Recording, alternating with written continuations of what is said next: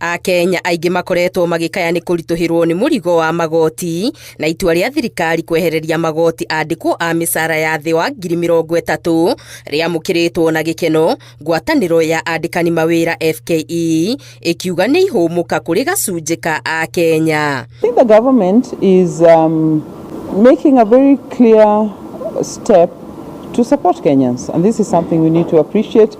The numbers that will be affected are those at the lowest level of earnings, and it is something that I think will in the end be positive and increase the spending power. And I don't think it's a loss for government. This is a win-win decision, and we highly commend the government for making that move.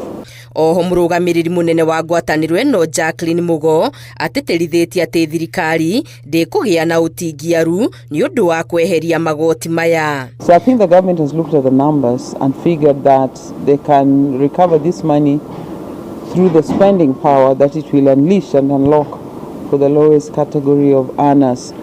And you're looking at a category of earners that is also facing other statutory deductions. Onayo ngwatanĩro ya NFG bũrũri-inĩ KBA no ĩgathĩrĩirie itua rĩrĩ ĩkiuga nĩ mamwe ma marĩa ĩkoretwo ĩgĩtindĩkĩrĩria thirikari gwĩka. When it comes to matters taxation, matters relief, let it apply to all the categories of workers, because it may be good when you look at it, but when you haven't looked at it from an employment perspective and where you're applying it, we may create a crisis that now the companies will have a challenge. And then again, even as a company, you can't go out and increase salary for high income earners and start saying you got a relief. That cannot happen. Kuona hau kabere no andĩkwo a mĩcara ya thĩ wa 24,000 marehereirio magoti, mũigana ũyũ kuongererwo nginya andĩkwo a thĩ wa mĩcara ya 30,000 wambatĩrĩtie mũigana wa andĩkwo arĩa mehereirio magoti kuma gĩcunjĩ kĩa 4 nginya 6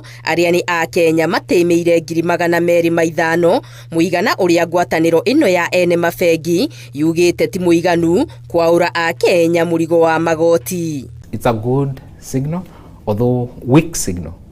We need to ensure that as a country we become very bold, and that's why as Kenya Bankers Association we are saying the boldness will be in a 5% pay as you earn rate reduction across all the pay as you earn band. Ngwatanĩro ĩno oho ĩkĩendekithia andĩkwo marũngo-inĩ mothe ma mĩcara gũikũrũkĩrio igoti rĩrĩ rĩa pay na gĩcunjĩ kĩa 5% na nyingĩ gũtigĩrĩra gũtirĩ mwandĩkwo o wothe ũrarengwo igoti rĩa makĩria ma gĩcunjĩ kĩa 30 kĩa mũcara wake. Ngĩribotera Inooro TV, Getu Wangari Maria wa Mũigana.